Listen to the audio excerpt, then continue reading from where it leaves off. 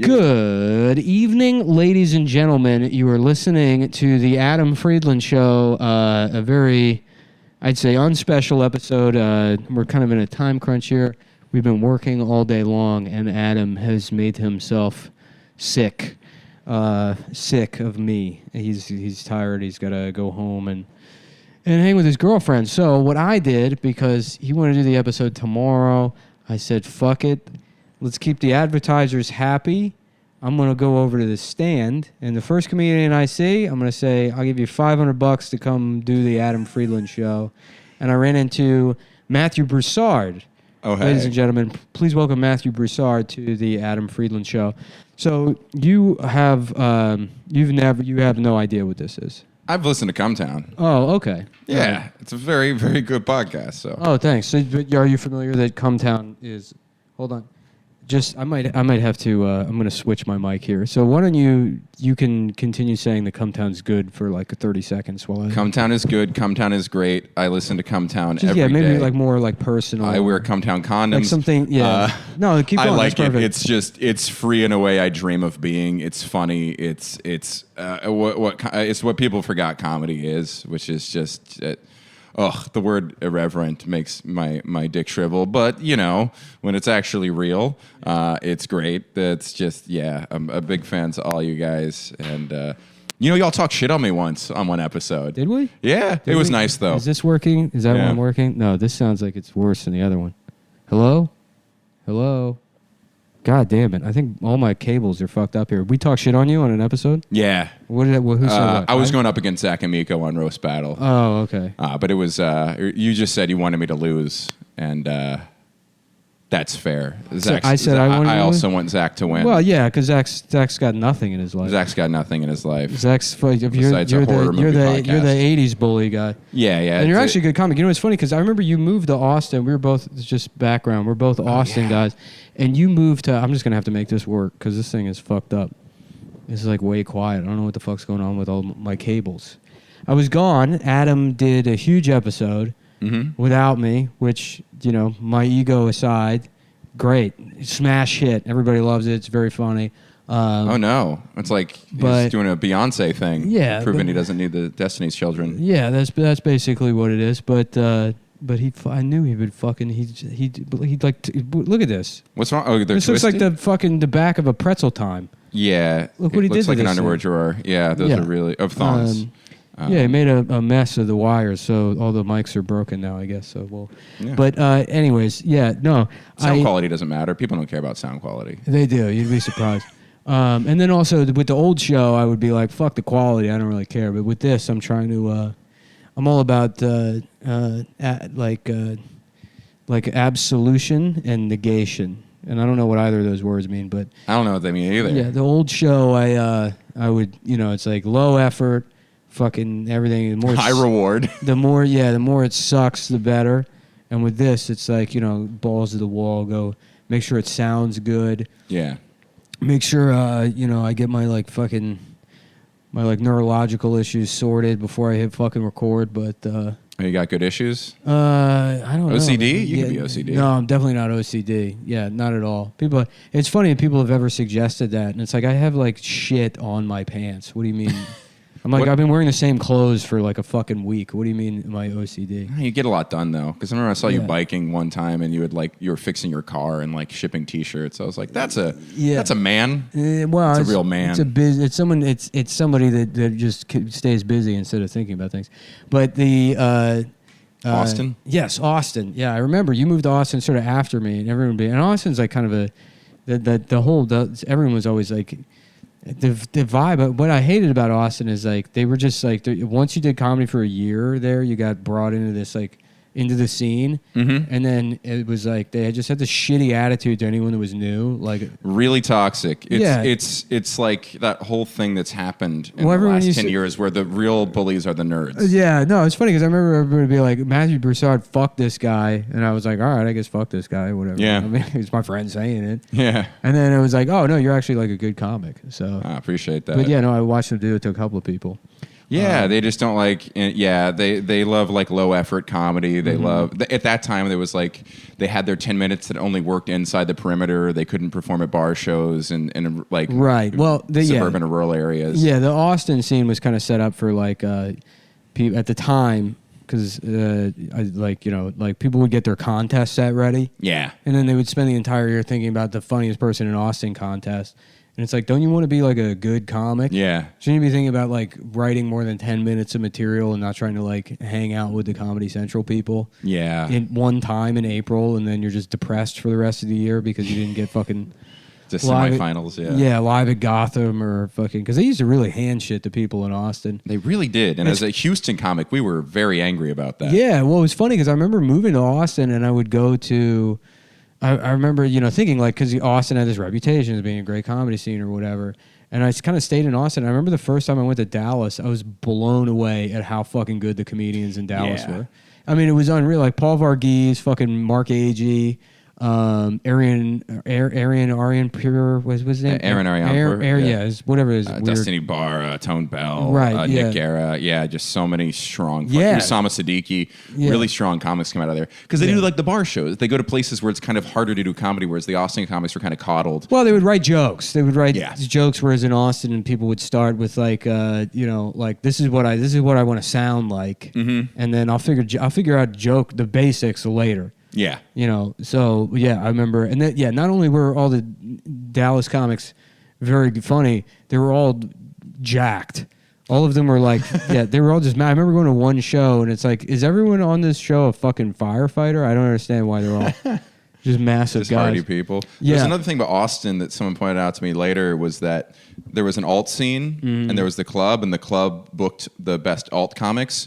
So there was no divide between alt and club. So there was that was their core clique that got to like cast you aside. Yeah. Like go in their little Facebook groups and be like, we're nixing this person. Yeah. And usually alt and club are good because they check each other. Yeah. Because whenever you hang around doing comedy for a while, you get some loser tagging along your group that you like, but no one will admit publicly they're a bad comic, and that's when the other group comes in. Like, I think it was just it's like a group. I mean, Austin suffered from getting that attention because people want to go. It used to be Austin was a cool place. Yeah, it really was like 15 years ago. So the Comedy Central wanted to go hang out there. The fucking bookers for JFL wanted to go hang out there. And that's why Austin comics got booked for these things. It's not because they're better comics. It's just because the spotlight happened to land there. Yeah, it's because it's a cooler place to hang out than fucking Dallas. Yeah. So Comedy Central's not going there. You spend much time in Houston? No. Honestly, I don't think I've ever performed in Houston. It's a great fucking city. I'll be there. It's ugly. I'll be there in like 3 weeks. Oh, where are you doing? Houston Improv. Oh, yeah? Yeah. It's an awesome, the best food. Yeah. It's diverse. It's got NASA, the world's biggest medical district. And one of it has and all the oil companies. So you have like really educated people. No, I never understood that. They launched the spaceships from Florida, but then Houston is like the mission control center. Yeah, I don't know. That's what they do. I mean, that's what Cape Canaveral's in Florida. Well, you know why they do that, and then right? They go, Houston, we have a problem. Yeah. You know why they launched from Florida? No. Closer to the equator has higher rotational velocity. Okay. If they could do it out of Kenya, it would be the best place. Initially, you acted like you didn't even know that they were doing it in Florida, and then you have the exact reason why. I know why they do it in Florida. I have no idea why Houston's posted up at all. I have no, it's not like there's like many good schools around there. It's got to be, I guarantee you it's some like fucking bureaucratic federal government bullshit where... Or some oil baron. Yeah, Houston like had some bid with NASA, and then they had to fucking build the mission control center there or something. Yeah, but that would fuck me up as a kid is because they would go, Houston, we have a problem, and they launch it in Florida. I'm like, well, who the fuck is Houston? I thought that was a guy. Oh, really? Yeah, I didn't understand that it was like, it's in a different. Also, no way it's Houston. It's probably like Katy or Humble. I doubt the like NASA. I don't know. We're getting real deep into Texas stuff here. Fuck yeah! Let's switch to Tennessee. Yeah, so let's mix it up so people don't get too lost. I remember being when I was a call center guy. I had a fucking you talk to these fucking retards that have dial up that live outside of Houston. to help them with their tech their needs. dial-up, I guess. It was a call center. It was like a technical support for that sounds like such hell. for like free dial-up companies. Yeah. For the place to be in the back of like guns and ammo, there'd be a fucking CD-ROM that would get you on the internet. Jesus. I hear my mom call those people sometimes, and I just feel so bad for the other person. Yeah, she's it's stupid at that. It is the worst job in the world. I could not drink enough. I would be blackout drunk, and I'd be like, I can't stand being at work. Did they berate you? I could probably how drunk I got, I could probably get raped violently by a group of people. And obviously later it would cause massive amounts of trauma. Mm-hmm. But in the moment, I'd be like, whatever, I'm being fucking raped, you know? Yeah, it just feels who cares? cozy. But that job, no. I'm like fucking looking at the clock. I'm like, maybe I'll just fucking clock out now. Maybe I couldn't handle it. It sucked dick. But the... Did you do it drunk? What? Could you do it? Did you do it drunk? Well, I worked from home, so... Nice. Yeah, that was back before that was a thing. Yeah, no, you work for a while, you graduate and then, I would just start drinking at like 10 a.m. Jesus. And... it was when I lived with Chris Cubis. In Austin? Yeah. Oh, wow. Yeah. And so, I would take calls, and there would be guys from, outside Houston. And there was a guy I was talking to one time, and he's like, well, I'm in Conroe. Where are you at? Conroe. And I'm like, I'm in Austin. And he's like, Austin? Well, I feel bad for you. And they act like it's... Yeah, I posted a video about Austin. Like I'm just like in a trans bathroom, a giant. Right. They're like, Austin's a liberal shithole, fucking welfare state. It's not Texas. Yeah. Now it's the Bay. Now it sucks for different reasons. Very different reasons. It sucked. It sucked in a lot of different ways. Well, it's funny that those guys ended up being right about Austin. That it turned. Well, now what Austin is now is what they always were like. Oh, that's what Austin is. It's a bunch of me's. It's a bunch of dudes who look like me, a bunch of tech bros running around. They actually did they should have kept me out. You know what it's rich Texas women with like their dad's oil face going to Equinox.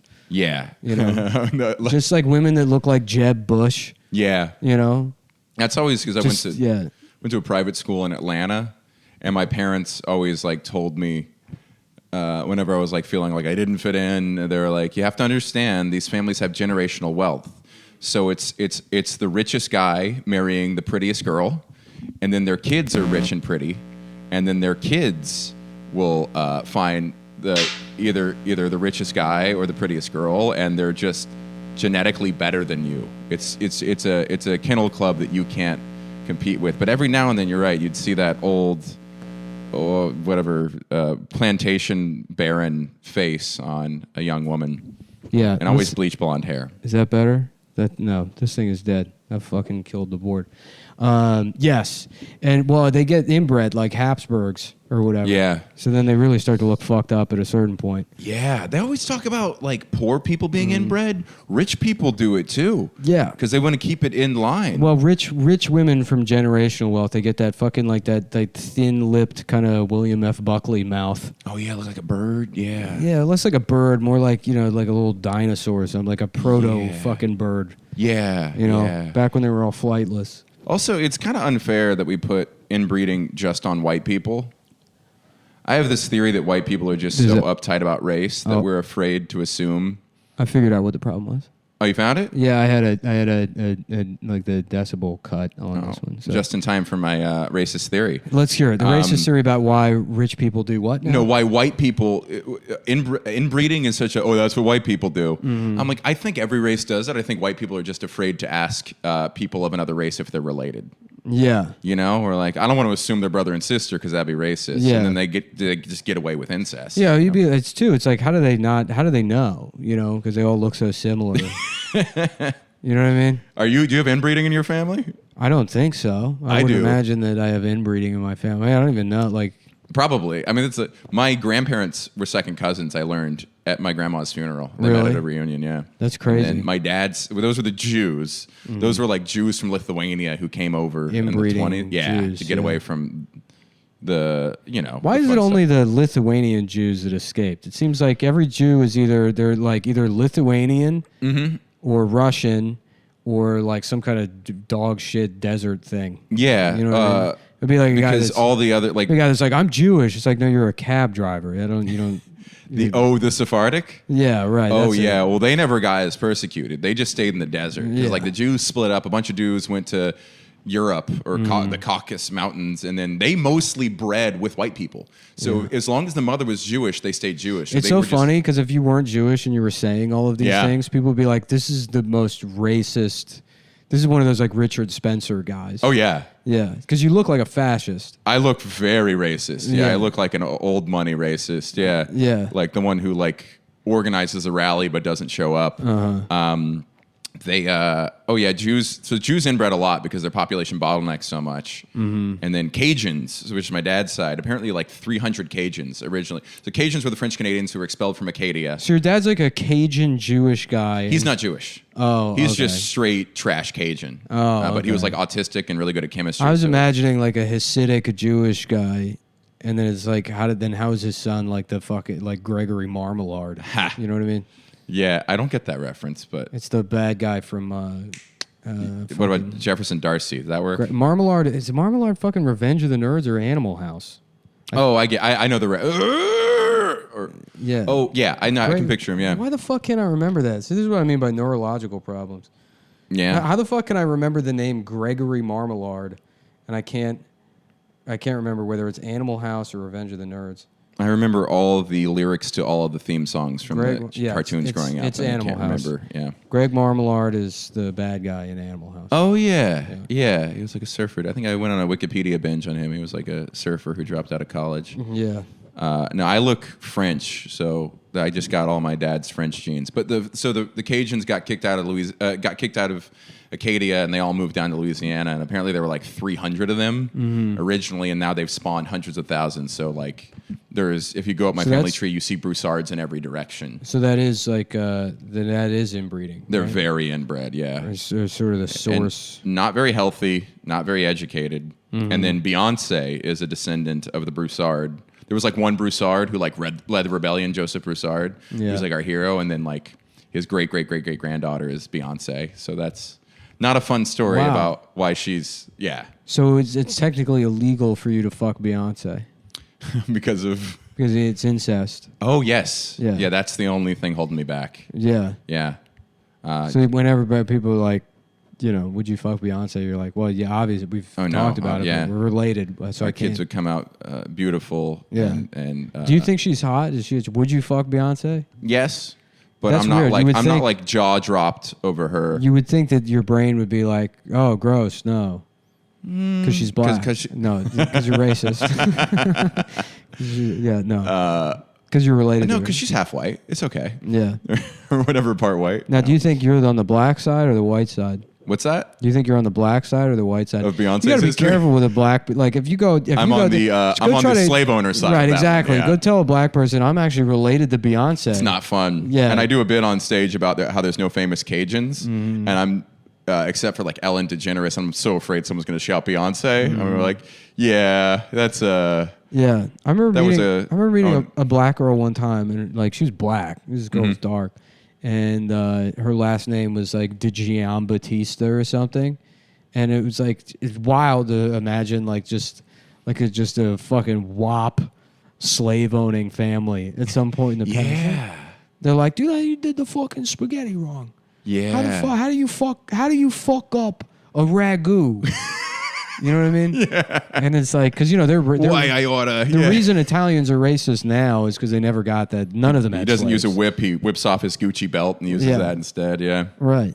Yeah, that's why they've maintained. I don't think any Italians actually owned. There were Jewish slave owners. I looked this up. I did a show in Georgia. You got to tell me, pal. Yeah. I know. I didn't know. Oh, really? I didn't know. I did a show in Georgia one time, and it was like a really Republican country club crowd on the coast, and political ideologies were up for clash, but the show went fine anyway. And I talked about the South being anti-Semitic, and some guy comes up afterwards who was like, Benjamin Greenberg. I don't know if you know that name. I'm making that, but Benjamin Greenberg. I'm like, who I was would that? love it. But he had an actual name of a Jewish slave owner. No, he had a name of the first Jewish senator who was on on the side of the Confederacy. Yeah. I'm like, hey, we're not proud of him. I'm going to give this guy the benefit of the doubt and pretend that he was just preparing for Jeopardy, but had never watched the show. Yeah. Had no idea what kind of questions they ask. Yeah. Racist Jews like, for 400. Katie, I'll come to dinner in a minute. I'm memorizing all the Jew slave owners so I can win Jeopardy and finally buy us a slave of our own. That's funny, man. I did a park show during the pandemic. Hey, thanks. Yeah, it's great. It's great. I did a park show during the pandemic, and I was like closing out this park show. It was going like decently well for a park show. Yeah. And I did. How 10 excited minutes. were those Shakespeare in the Park fags for coronavirus? They finally, they're like, oh, this is gonna come back. Yeah. I'm finally gonna be the next Robin Williams or whoever the fuck did that. It's my time to shine. Because people, like famous people, like started off at Shakespeare in the Park, I think. Yeah, but I bet during the pandemic, like Alec Baldwin was like, "Let me do it." That was the thing. The pandemic, a bunch of people like lowered, like movie stars started doing TV shows, theater comics started doing clubs, so maybe they got edged out right away. Yeah, Tom Cruise had a job at Journeys. He got bumped all the way down there. Fuck, a tough guy with his size 4 shoes. Mm-hmm. Did this park show. I'd done like 10 minutes, and I was like, I said, I'm Jewish. Any Jews in the audience? And a couple people raised their hand. I go, oh, you're Jewish, you're Jewish, you're Jewish, you're Jewish. Cool. And the last girl was black, and I'm like, it's Brooklyn. I'm not going to make anything out of it. And she was, and then as I started the joke, she goes, bet you didn't expect a black girl to be Jewish. I was like, oh, cool. Which side? Mom's side, both sides? She was like, she Ethiopian? She was Ethiopian Jew. I'm like, oh, cool. That's great. Yeah.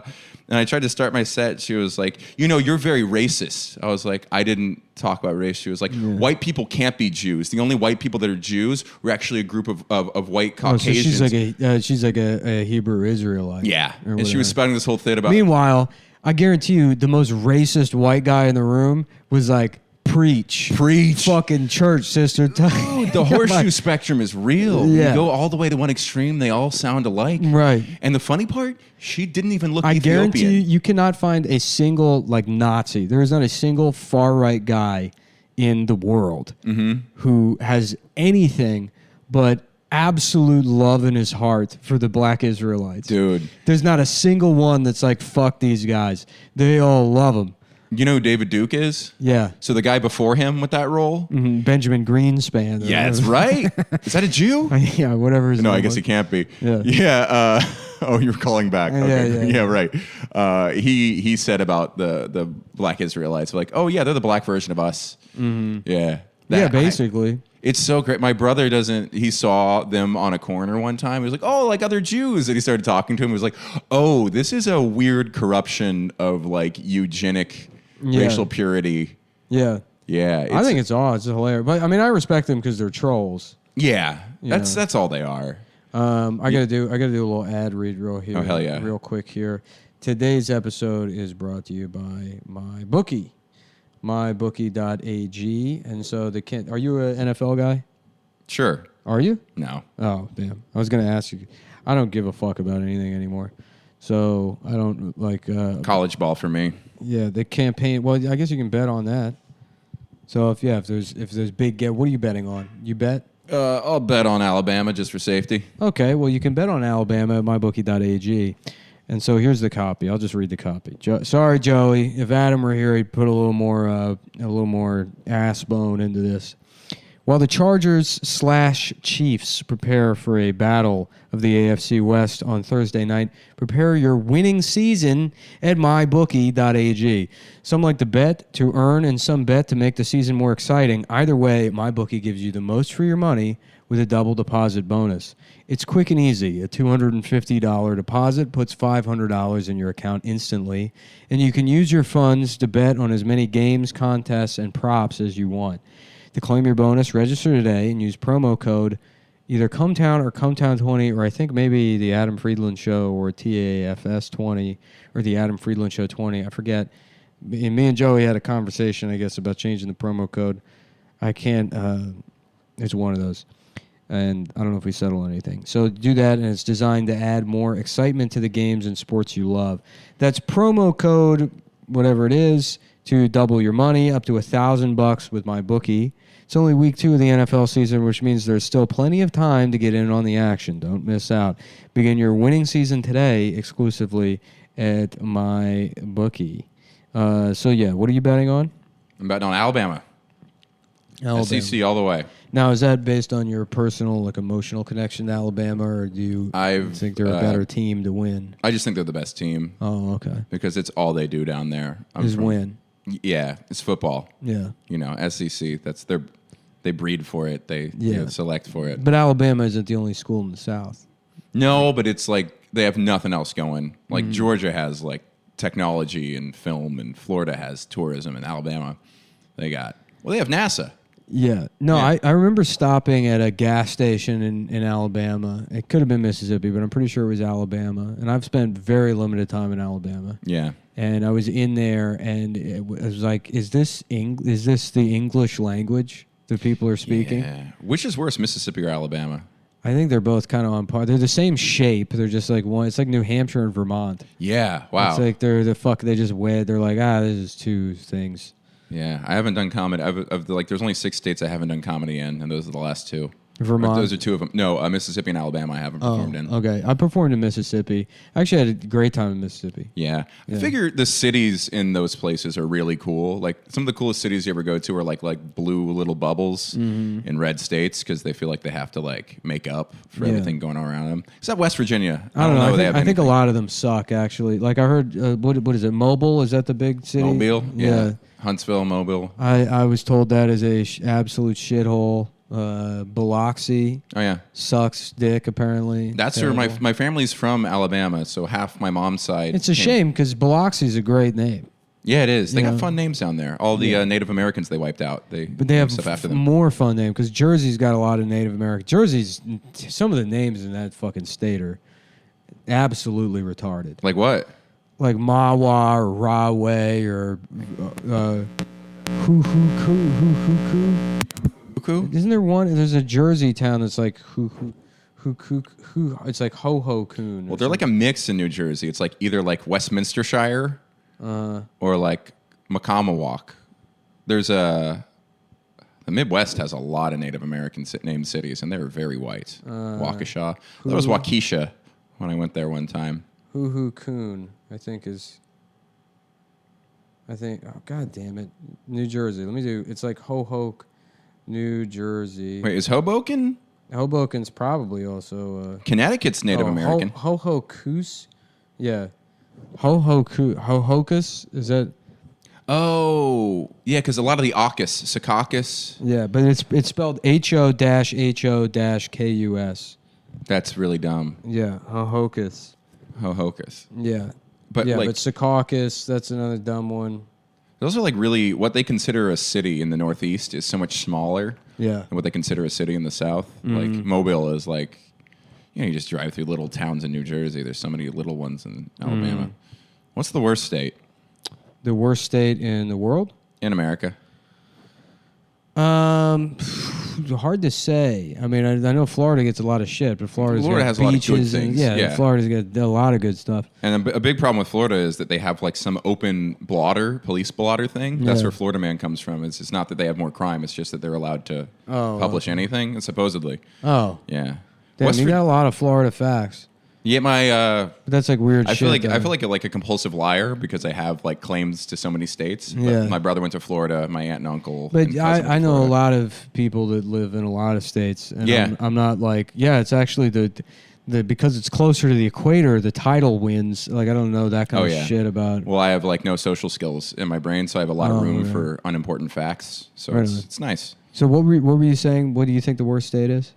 West Virginia seems up there. No, see. Oh. I disagree with you there. Okay. West Virginia is top 5.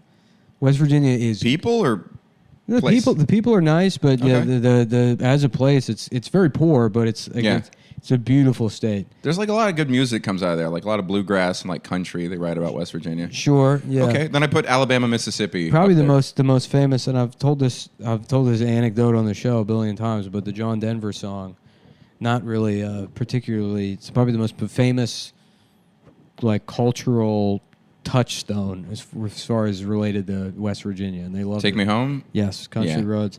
And wait, was West Virginia the one that like sat out of the Civil War? That's why they. I think they were just. It was just a part of Virginia during the Civil War. There was no West Virginia yet. Oh, I thought the Civil War created West Virginia or something like that. Maybe something like that. Which is weird because I would imagine West Virginia is now more racist than Virginia. Is it? I don't think it's more racist. Look up the most racist states. Yeah, it's just very poor. But no, I adore West Virginia. I think. Yeah, Mississippi, Alabama, though. Worst ones. The worst states, you think? I think so. They rank pretty low. Yeah. Yeah, no, I'll defend. How much time have you spent in West Virginia? Oh, I just drove through. I'm fascinated by it. I really want to go there. Yeah, but it's really pretty. I think I went to Wheeling, and it was just so poor. Like, there were, empty buildings on the riverfront. Yeah, it's very sad. I mean, like the level of poverty there. I mean, like West Virginia has towns where, it's like similar, like, people talk about like Flint, but there's plenty of places in West Virginia where they just don't have, you can't drink the water. They just don't have. Really? Yeah, yeah. Oh, a ballad of Billy the Kid.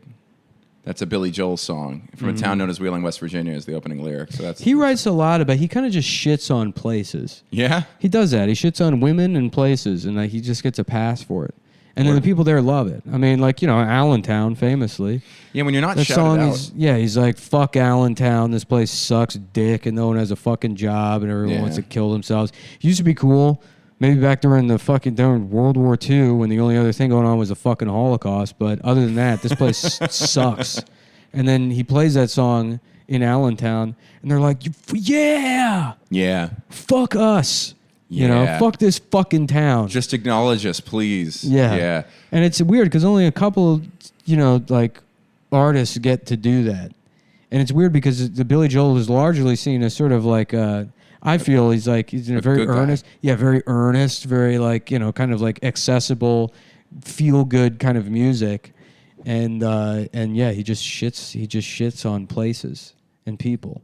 Yeah. He's very cynical about people. When you're not from a big town, though, you're just happy. Because I spent 10 years in Corpus Christi. Yeah. And I was just happy to hear the name, even if people were shitting on it. I'm like, hey, people acknowledge our existence. That's kind of that place could be better. Yeah. So you're from Corpus Christi just like your entire childhood? Ages 3 to 13, and then Georgia. Oh, weird. I didn't know that. Corpus that's like a weird place to be from. It's a weird place to be from. Yeah. A lot of people don't make it out. It's like just cozy. It's just enough of they think they're a city until you leave. Like, I didn't know. It's barely I thought it was supposed to be a beach town, and it's barely. It's the ugliest. It's on the bay, and the bay is all like Gulf oil. The water is dark green. It's the color of the wall. Yeah. And it's just, it doesn't seem to progress. Yeah. It has one airport that flies to Houston and Dallas. That's it. And it's 300,000 people. Selena. Selena was born. Selena. Selena wasn't born there. She was killed there. They got a 2-story Whataburger. Oh yeah, that's big near thing. the statue of Selena. They also have.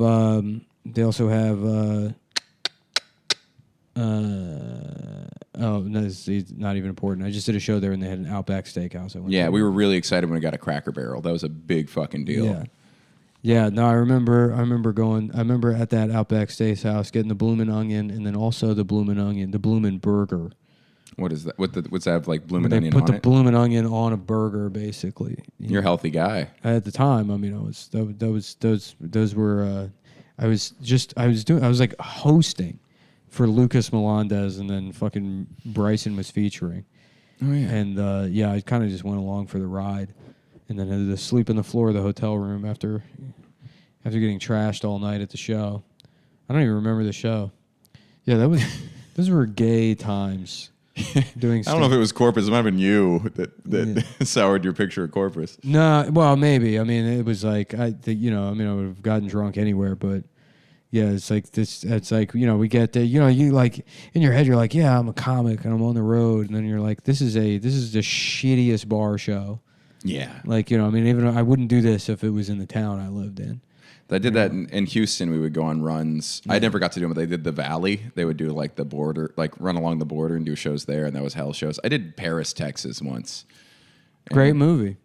Yeah. Yeah. Yeah, that's where my girlfriend's parents got married, I think. To that movie? To that movie. They got married to that I don't know movie? the movie Paris, Texas. It's weird that people don't get married to things, They fuck two things, but nobody marries two things. Yeah, they always said, with gay marriage, like, we're worried people are going to start marrying their horses. I was like, that'd be kind of cool. Yeah. Yeah.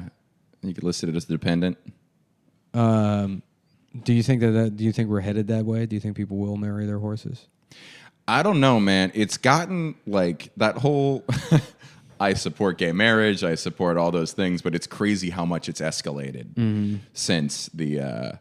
I guess my biggest fear is like people being able to identify as more than one person. I'm not saying like non-binary or whatever. I don't give a fuck about that. But like someone's gonna be like, I get to count myself twice on this voter form or something. Like I'm afraid we're gonna, because the fundamental notion is the idea of the individual. Every one of us is one person. That's the only thing we can really count. You can't. Your soul can't be two things. But what if like someone's just like, no, I call myself two people, and I'm going to be married to myself because we're two different people. And your fear in that is that it'll fuck up the census. Yeah, I like math. Oh, okay. I really like math, and I hate when people do stuff that fucks with math. That might be more fascist than just being like, yeah, blacks are a lesser race.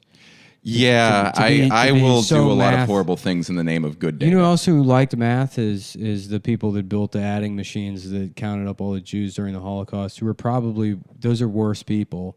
Yeah, but it was they probably got Jews to do it. Yeah. Against other Jews, which made them even worse. Yeah. They weren't just Germans who loved their job, they were Jews. You can always find a backstabber in any group. Yeah, I bet there were. Yeah. I wonder if there were Jews that played ball in the Holocaust, and they were like, we'll get you a sweet deal out of this. Oh, I thought you meant like, was there a basketball team at Auschwitz? Oh, fucking. Yeah, that's what when you said have that. Good ups. I forgot that played ball is an expression. Oh, play ball. Oh, yeah, like crooked politicians. Yeah, I was imagining like a really shitty movie about like an upstart kind of. They're like, yeah, we may be in the death camp, but that doesn't mean we can't be the best damn. Yeah, the Auschwitz Bobcats. Yeah, just like slap shot, but with Holocaust basketball. They're like, look, we're all gonna fucking die. We might as well be the most violent basketball team. Oh yeah, fucking in Poland. throwing elbows. Yeah. You ever see that movie Slapshot? No. Great movie. God, I don't know any of your references today. Well, the Holocaust was there was 6 million Jews. But that didn't happen, right? It's disputed. I mean, I think it happened personally. Personally? Okay. Yeah, personally, I believe in the Holocaust, but I also still believe in Santa. So, you know. So the Holocaust is as real as Santa. Yeah. Famous last words. Why? What happens? You die after you say that?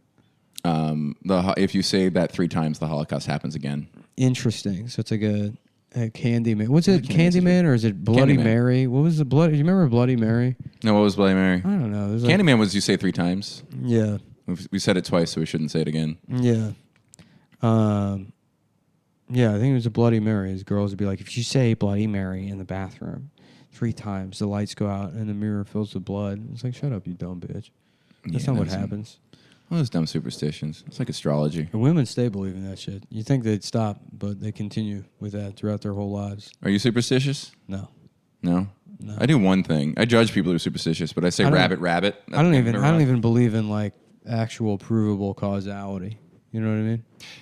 Yeah. Yeah. I'm the same way. I can't be like, oh, if I carry this lucky totem, something will happen. I don't believe it. I'm like, oh, if I drink and drive, something bad will happen. Even though it's demonstrably true that something bad will eventually happen. Or you're more likely. But to me, nah. No. So how could I be superstitious? I believe that. I think I can continue. I think I can smoke cigarettes for 20 years, and if I quit now, that it's like, well, you only get cancer if you smoke. Dude. Until you get cancer. I told you about these. What is that? Zyn? Zyn.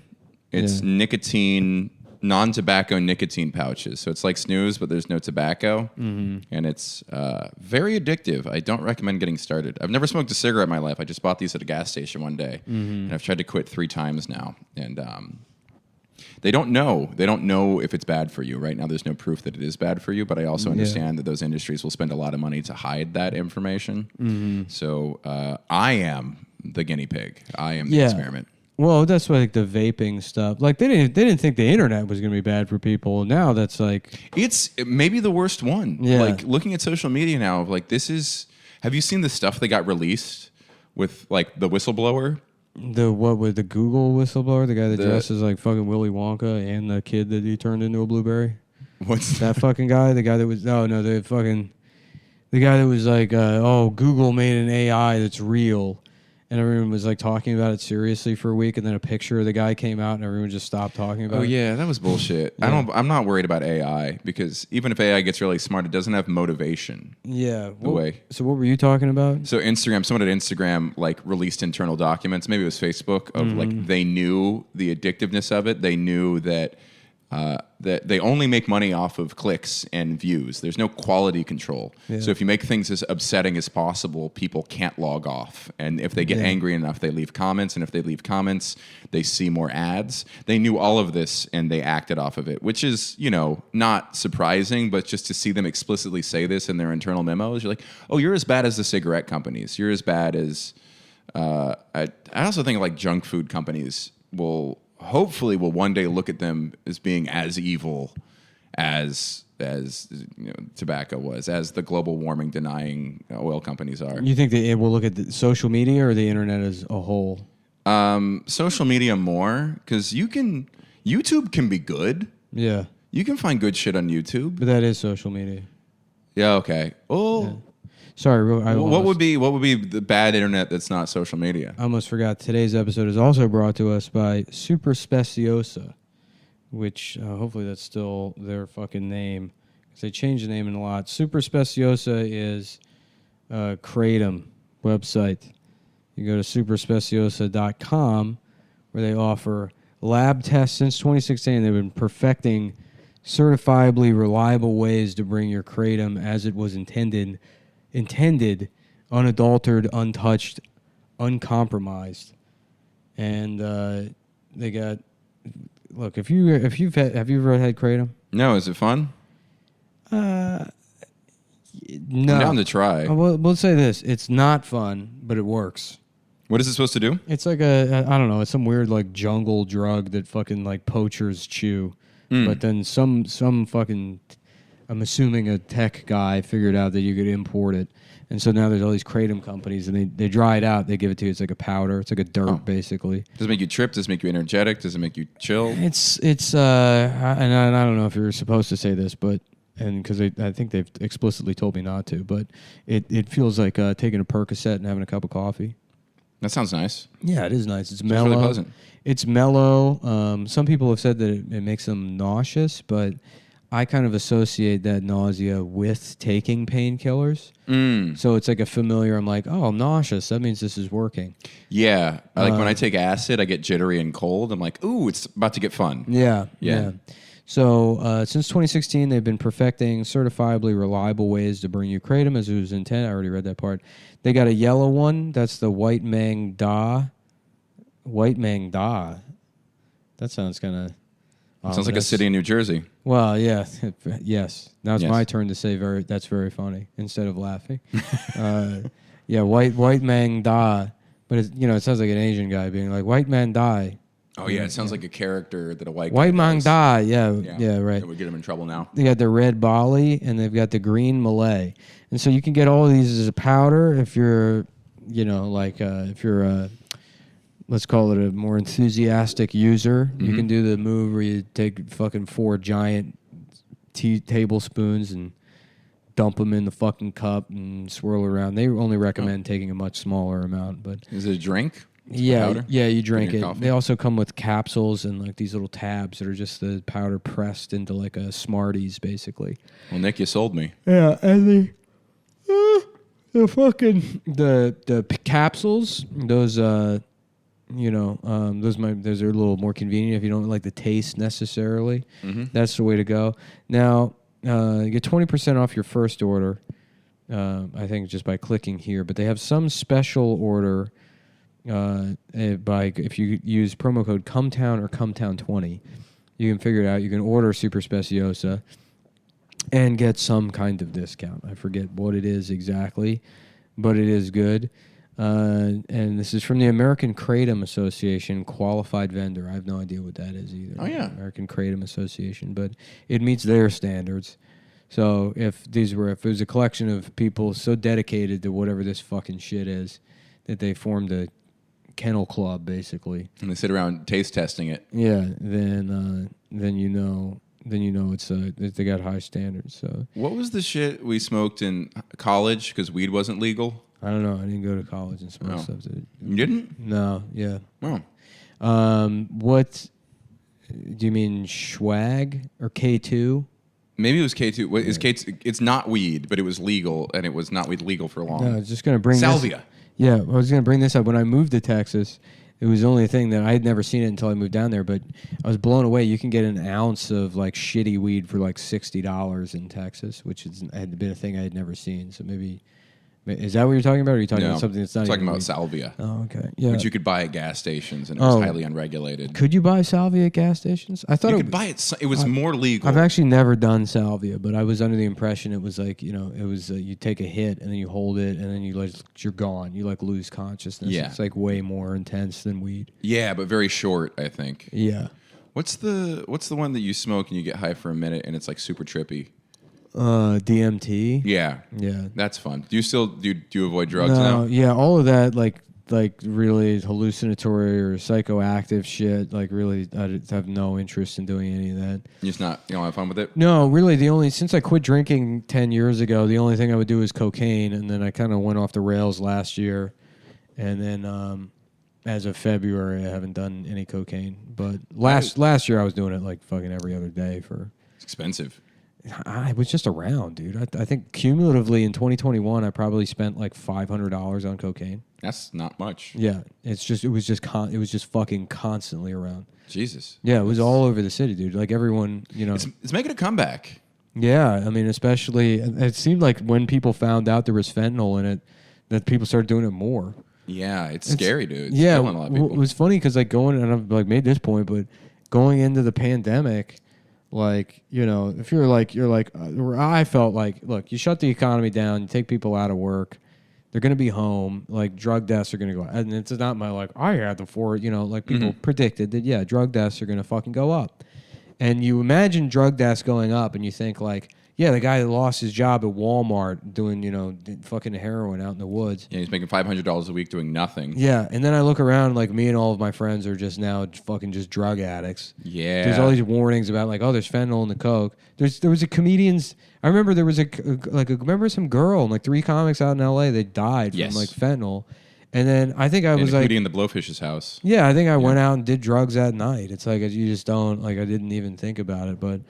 I don't fuck with cocaine. I have gotten more substance dependent, like in the last year or two. The pandemic was very weird, and it's like I don't, and I think a lot of the problem is that like nobody really made any kind of like good like pandemic art. Nobody's really done anything that really addresses like on an emotional level the sort of shared trauma of the last 2 years, and because it was this global thing that everyone was subjected to, no one was exempted from COVID. It was really horrible. It's like, and that's kind of like, certainly in the scope of modernity, like unparalleled. There's, we haven't had like a global fucking plague like that, so highly condensed, regardless of like the, like fatality rate of COVID or whatever. COVID was this global kind of shared trauma that affected everyone's life. And because it affects everyone, there's no way to really think about like what is the impact of that on me, or as an individual, because it's like a fish in water. Yeah, you know what I mean.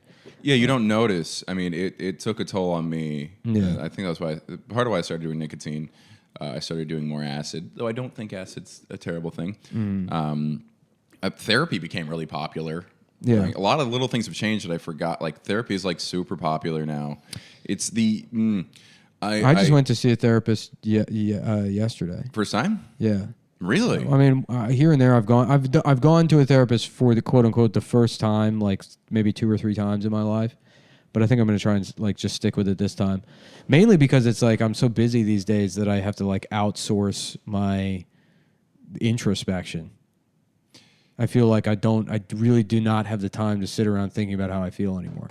I do think happiness is based a lot around just being too distracted to analyze yourself too. I think self-analysis... Over-analysis is one thing, but my problem is that I'll and I think I don't know if I've said it, but I'll I did helium in Philly, and that's my favorite club. When I was like in my early 20s going there, that was like such a big deal to go. I loved it. I had a great time. And like now I've like gotten back into stand up, but now I can like sell out and I have my own audience. I can go to Helium in Philly and sell out all the shows, and it's great to be back. And like, and those shows were good, with the exception of like I feel like the late show Sunday I wasn't really hitting, but the rest of it was like fun. And it's like I should be able to be grateful and happy or whatever, and I'm not. And then your head is like, well, is it this? Am I like dissatisfied with this? Like, what is it? And the fact that I can't like pinpoint why I'm not able to enjoy this thing is like indicative of like I really don't have a grasp on what I'm feeling at all. And in the last like 2 years, it's like I've just let just one thing after another kind of pile up in my personal life, and I just fucking like okay, either drugs or work or like I'll like just consume media or something. I've distracted myself too much, and so yes, there's like.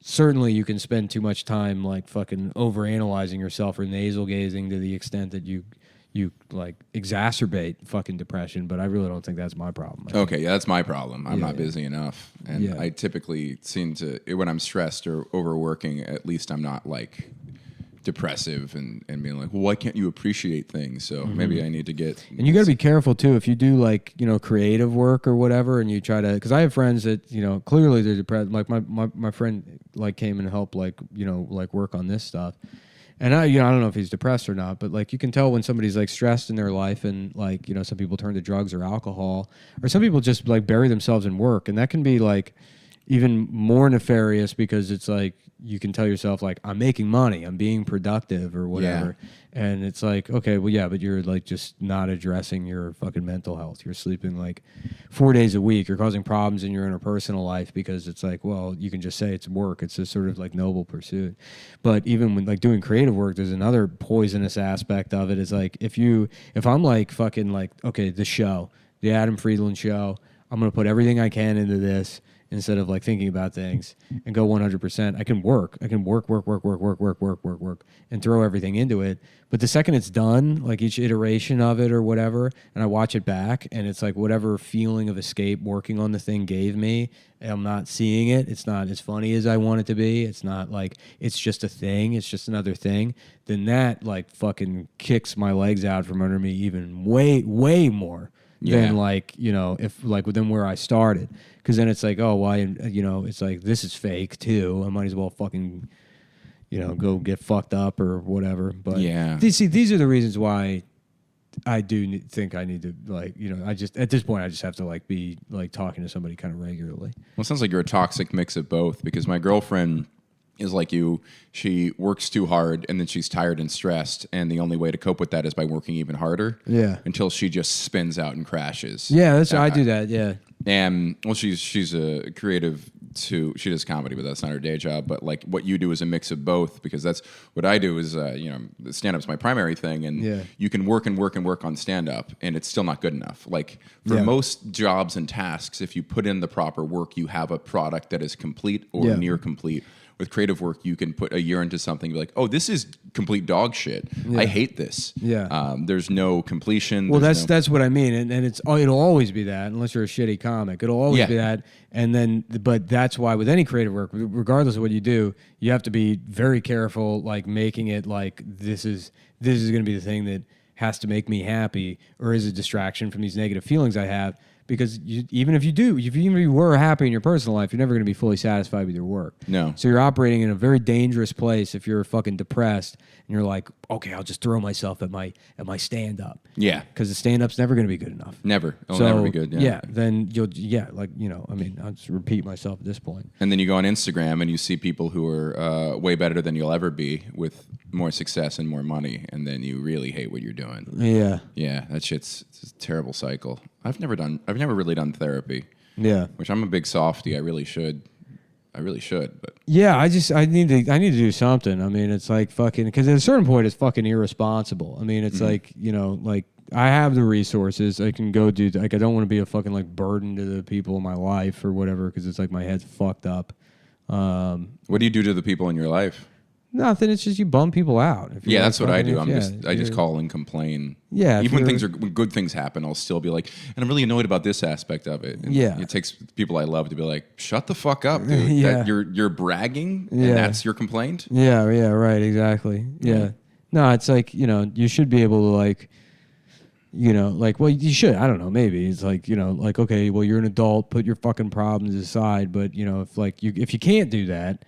And then it's coming out anyways, and it's like, maybe I should go find some kind of resolution. Do you wish you had a job that you could just do and not care about?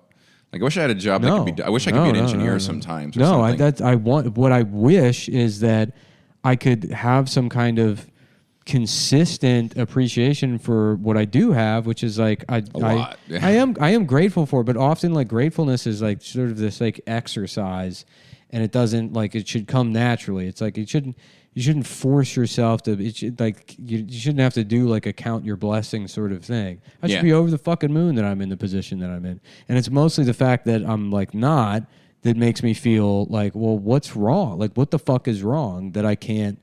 And that's what I want to figure out, because it's not just simple like, the necessary dissatisfaction you have with your work to make you continue working. It's not that. It's like there's just like there's something else. There's something else that it just makes it like why are there still days where I'm like, yeah, I should just kill myself. You know what I mean? Yeah. It's like it shouldn't be like that. Yeah, and there's that. The more success I look at success, I'm like, am I less happy the more successful I am? Which is a really alarming thing. I don't think there's any relationship for me. I mean, I think it's just, there's other, you're always going to just be a person. Yeah. And you're going to have natural cycles of discontentment. Yeah, sure. But your own personal life and stuff, it's like, I don't think I would be any happier if I had a quote unquote like just job I could go to. I'd probably be way worse. Yeah. I wonder what that would look like. I got into comedy so young that I don't know how that would feel. I got into comedy young too, but I mean it didn't work out for a very long fucking time. Yeah. I mean stand up was never the thing for me. I mean it's like I was very passionate about it, but either I lack like charisma or whatever. I mean, I could write jokes, but there was just something that didn't. I don't have whatever thing makes you, able to be like just a stand-up. And then I got here and I started doing work writing and stuff, and then eventually, the podcast. And we worked together on a show you were writing. Did we? Comedy Knockout? Oh, yeah. Yeah, you were writing for that for a little while. Yeah, I didn't realize. I feel like you were making more money off your podcast than off that job. Oh, yeah. That was actually a very fun job. Yeah, JP McDade. Yeah, that job was, it was so low stakes, and I actually contributed almost fucking nothing, dude. Yeah. I would just show up and hang out, and then you would prep comics, so then I would go down, like, half the people in the writer's room I don't think were comics, so it's like those of us that were. That's so weird to write jokes and not do stand-up to me, because like I would not know how to write jokes if I were not on stage testing everything to see if it was funny. Yeah, it's weird because like I've met several comedians that have this like mindset that like, oh, comics, they're the better writers, and then you get in a writer's room with people that are just those like machines. Well, the Ivy League comedy writer guys. Oh, the Lampoon dudes. Yeah, maybe not necessarily the Lampoon, but definitely the Ivy League guys that want to be comedy writers. And they're very normal people, and then you see the work they produce, and you're like, "Oh, this is why you're here." Like they're just they're just better at it. I mean, to the absurdity of like thinking like, "Well, I'm a very good comedy writer. I could be a good stand-up." In the way that's not true. It's often not true that just because somebody's a good stand-up, they know how to go write for a fucking TV show. I wrote for one show, and I wrote for the roast of Alec Baldwin. I didn't get a single joke on. Yeah, I had some I was proud of, but it was a awful process. And you were a writer, a staff writer on the show, or you wrote for one of the people on? I wrote for the show, staff writer for the show. Oh, okay, 1 week of whatever guild work. Yeah. We just sat in the room, just typing silently. We didn't work together really. They would just say write jokes all day about whoever, either 16 people, or whatever. Combinatorically, this person joke about this person by this person. This person. They didn't give us much assignments at first, and every day at 10 a.m. we would just read through all of the jokes we had all submitted out loud and see what got a laugh, and it was not a very fun process. Yeah, when I worked on Moshe's show, and like I was there with I remember they like would assign me. They would have me and then Jess Dweck go write like a monologue, and then I would go like we go off separately, and I would just like write something so it looked like I did something for an hour. Right. I'm like I don't just type words. I'm like I literally have no idea how I got this job. Like I don't know how to just sit here and write. Dude, how the jokes. Fuck? I can bounce with someone. Here's the thing: I can sit around and be funny. Yeah, I haven't done it in the last hour, but I can do that. But like to sit down and then Jess would come back, who's like the polar opposite, where she's Jess is very talented, extremely fucking good writer. She seems a stand up. I don't know if she does stand up. She just seems like just just off, just completely, like it's like are you enjoying any moment of just mechanical, militaristic? Yeah, kind of. But then you'd see her, right? I mean, she's just very fucking tight. Like they're just jokes. Like so, we would turn it in, and it would almost be like in like The Simpsons with the fucking like Lisa's friend who's like dad is rich and like she's like really smart, and they're like, okay, Michelle, time to play the anagram game. The fucking the Alec Guinness joke. Genuine class. And then Jeremy Irons. Yeah, I mean, that's how Iron. it felt. She's turning in genuine class, and I'm struggling to relay a Simpsons joke that I've seen a billion times. Yeah. Yeah, writing jokes just for the sake of writing jokes is like the most miserable. You just you instantly start hating yourself. You're like, let's just try to think of something funny. And this voice in your head is just like, you suck. Yeah. The world's not fun. You got a hard out at 9, so I want to thank you for being here. Hey, thank you. Apologize to the fans of the show that had to sit through just my meandering talk about mental problems in West Virginia.